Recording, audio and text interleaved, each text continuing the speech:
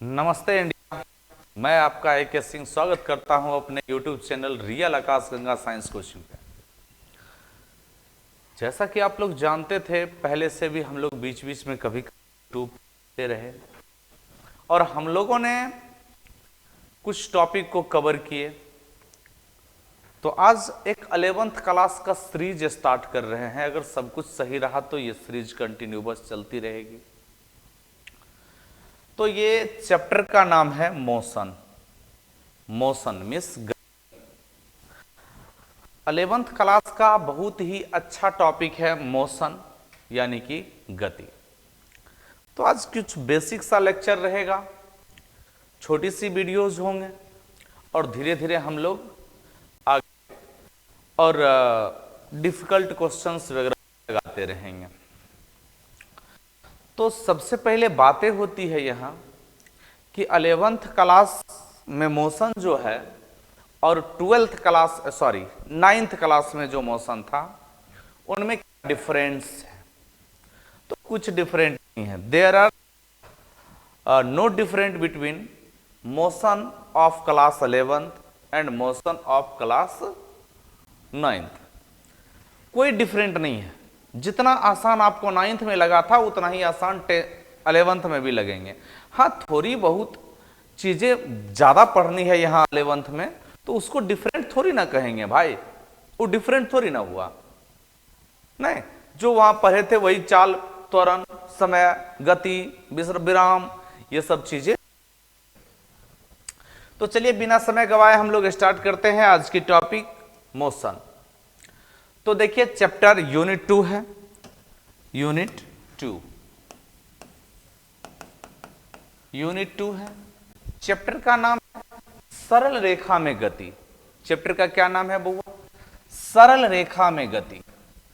सरल रेखा में गति मतलब क्या होता है? मोशन, लिनियर मोशन या motion in straight line. Motion in straight line, ठीक है जी। अब देखिए बात करते हैं सबसे पहले यहां गति किसको कहते हैं। गति किसको कहते हैं? तो अभी देखिए आप हमको यहां देख रहे हैं बोर्ड के इस कॉर्नर में देख रहे हैं। आप देखिए, अब आप यहां हमको देखे न देखे जी, यहां देखे इस कॉर्नर में। तो अब देखिए क्या हुआ कि हम उस जगह से चल के इस जगह आए, तो इसी को क्या कहते हैं? गति कहते हैं। और ये पता आपको कैसे चला कि हम यहां से चल के यहां आए?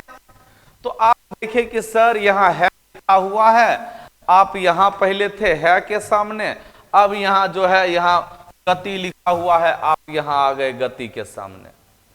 तो इसके रिस्पेक्ट में आए गए ना, रिस्पेक्ट में आए।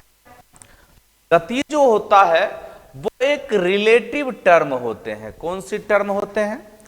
Relative term. एक दूसरे से रिलेट कराई जाती है कि कौन सी ऑब्जेक्ट किसके रिस्पेक्ट में क्या कर रही है। परिभाषा क्या होगा? किसी वस्तु समय के साथ स्थान में परिवर्तन को गति कहते हैं ना। यानी कि मान लीजिए यहां कोई वस्तु है, कोई वस्तु, कोई लड़का है बहुत सुंदर, और ये यहां से चल करके यहां पहुंच गया, तो यानी कि ये किसमें है? क्लियर है जी। यानी जब वस्तु समय के साथ स्थान में परिवर्तन करती है तो वह वस्तु किसमें कहलाती है? गति में कहलाती है। ठीक रहेगा जी। जब कोई वस्तु समय के साथ स्थान में परिवर्तन करता है तो उस वस्तु को गति में कहते हैं ना। बिल्कुल अच्छी बात है। अब देखिए विराम किसको कहते हैं? विराम तो कहता जब किसी वस्तु का समय के साथ स्थान में परिवर्तन नहीं होता है तो वह वस्तु जो है विराम में कहलाता है। मतलब यदि किसी वस्तु का समय के साथ स्थान में परिवर्तन नहीं होगा तो वह वस्तु किसमें कहलाएगा? किसमें कहलाएगा? तो वस्तु विराम में कहलाएगा। ओवरऑल पूरी बात ये है कि अगर वस्तु स्थान में परिवर्तन कर रही है, इट मींस एक जगह से दूसरे जगह जा रही है, तो वो वस्तु गति में कहलाएगी। अगर वस्तु एक ही जगह पे रेस्ट में है, एक ही जगह पे रुकी हुई है, वो हिल नहीं रही है, तो वो वस्तु किस में कहलाएगी? गति में, विराम में कहलाएगी। अगर एक दूसरे स्थान गई तो गति, और एक स्थान से दूसरे स्थान नहीं गई यानी एक ही जगह पे है तो विराम में कहलाएगी। क्या सही बात है कि नहीं? ये बात समझ लो। अब देखिए आगे बात करते हैं, एक रैखिक गति किसको कहते हैं? एक रैखिक गति तो कहते हैं किसी वस्तु की एक सरल रेखा के अनुदिश गति को एक रेखीय गति या सरल रेखीय गति कहते हैं। मतलब एक रेखा के अनुदिश गति करेगा। वस्तु कैसे गति करेगा बुआ? एक रेखा के अनुदिश।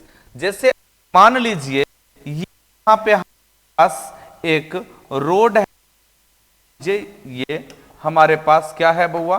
रोड है। यहां पे ये हमारे पास रोड है, ठीक? एक रोड है, रोड, ये रोड है।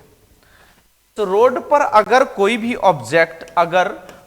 भी ऑब्जेक्ट इस रोड पे गति कर रही है और ये एक सीधी रेखा में गति कर रही है, तो इस गति को सरल रेखीय गति कहेंगे।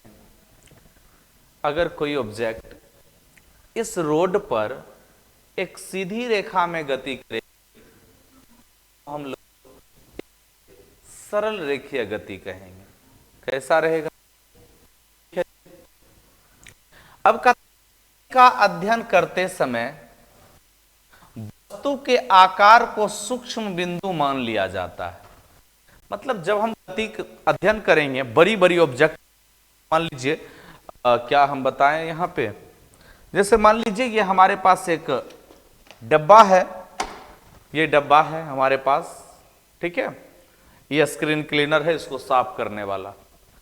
तो मान लीजिए हमारे पास एक डब्बा है और इस डब्बा को हम अध्ययन कर रहे हैं, इसको फेंक दिए, गति किया, तब यहाँ पे डिब्बा थोड़ी बनाएंगे बोर्ड पर, एगो पॉइंट बना दिए, कहे देखो बउआ ये पॉइंट है, ये गति कर, समझ गए? तो जब गति का करेंगे तो बड़ी वस्तु को बउआ एक छोटा सा पॉइंट मानेंगे, बड़ी बड़ी वस्तु को एक छोटा सा पॉइंट मानेंगे, ठीक है?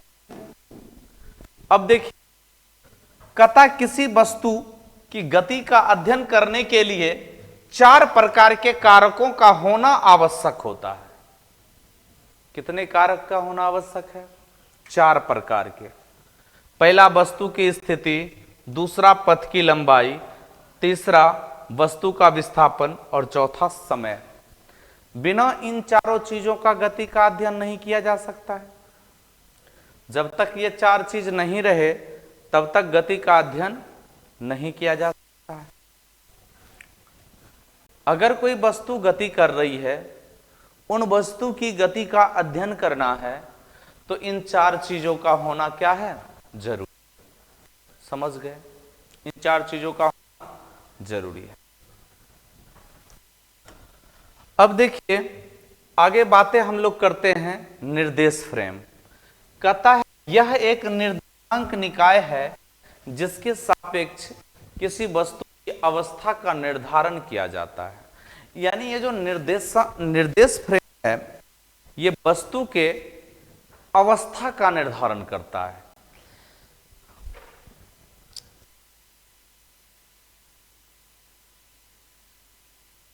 वस्तु की अवस्था का निर्धारण करता है।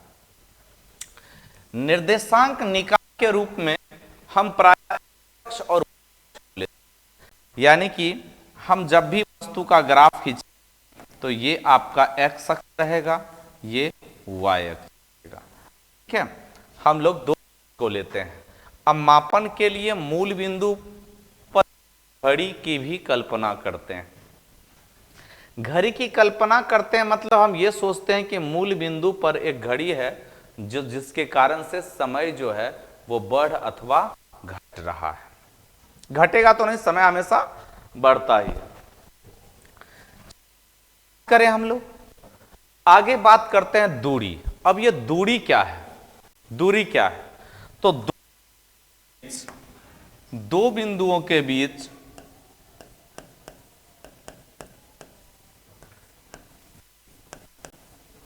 दो बिंदुओं के बीच रास्ते की कुल लंबाई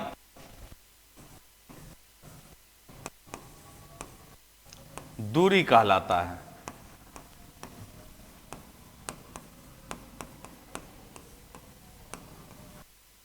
बिंदुओं के बीच रास्ते की कुल लंबाई को दूरी कहलाएगा। जैसे नहीं, ये क्या है?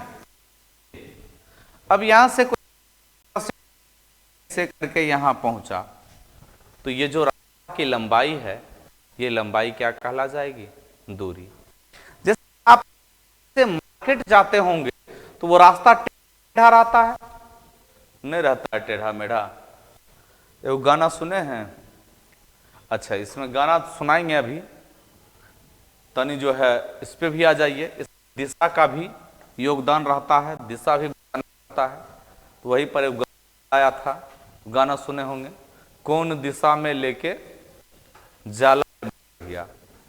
तो दिशा का ज्ञान नहीं है इसलिए पूछ रहा है, उसको फिजिक्स पता रहता तो दिशा पूछता नहीं, पूछता। और हम आप लोग को दिशा जो है वेक्टर में भी बताए हैं, जो नहीं पढ़े हैं जाके देख लीजिएगा वेक्टर। तो चलिए, ये दूरी जो होती है यानी रास्ते की लंबाई, इसको हम लोग क्या कहते हैं? दूरी कहते हैं।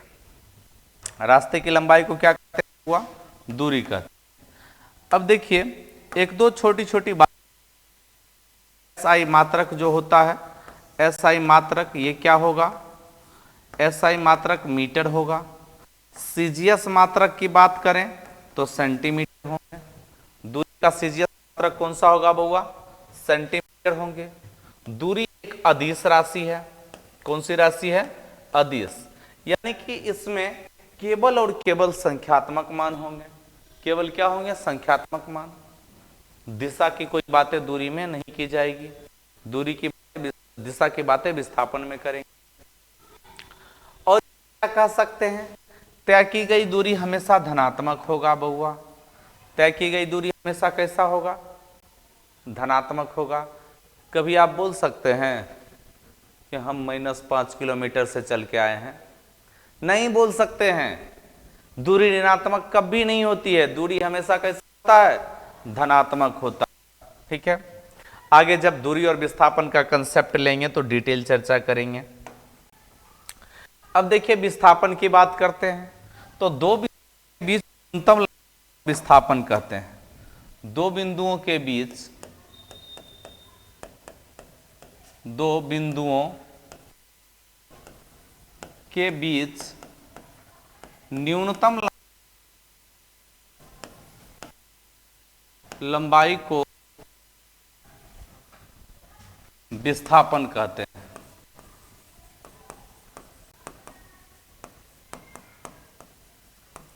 दो बिंदुओं के बीच न्यूनतम लंबाई क्या कहते हैं बउआ? से लेकर के इस तरह से एक पॉइंट है, ये पॉइंट है बी। ये क्या हो जाएगा?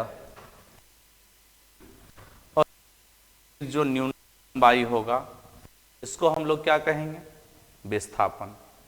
यानी दो बिंदु तो रास्ता का न्यूनतम लंबाई होता है उसको हम लोग क्या कहते हैं? विस्थापन कहते हैं। ध्यान रहे रास्ता बना हुआ है या रास्ता बना हुआ नहीं है, क्या होगा? विस्थापन हमेशा स्ट्रेट लाइन में होगा। जैसे मान लीजिए ये और खड़ा है, इधर गया, तब इस लड़का का विस्थापन, ये तो दूरी हो गया, विस्थापन होगा विस्थापन हमेशा ये सीधी लाइन होगा।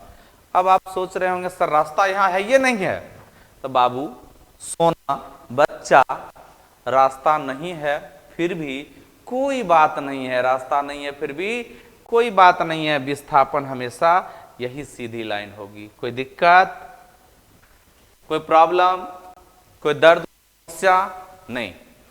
आगे बढ़ते हैं। अच्छा, इसमें देखिए हम लिख सकते हैं कि यह जो है विस्थापन, यह सदिश राशि है। कौन सी राशि है? सदिश राशि है। इसका एसआई मात्रक की बात तो क्या हो जाएगा? मीटर। ऐसा मात्रक क्या होगा? हुआ मीटर। ठीक है। और यह देखिए धनात्मक यानी पॉजिटिव भी होते हैं, कॉमा निगेटिव भी हो सकते हैं और जीरो भी हो सकते हैं।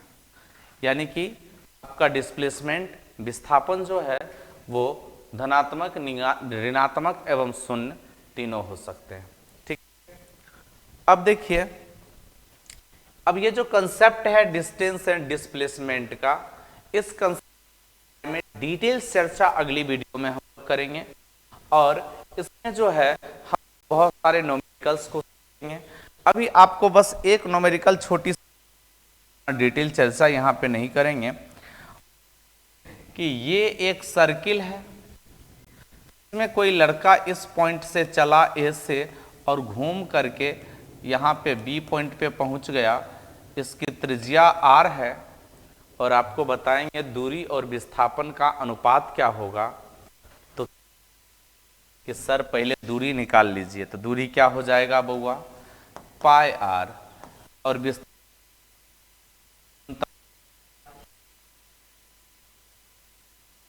सॉरी, आर से आर मर गया और क्या बचेगा? पाई अनुपात 2।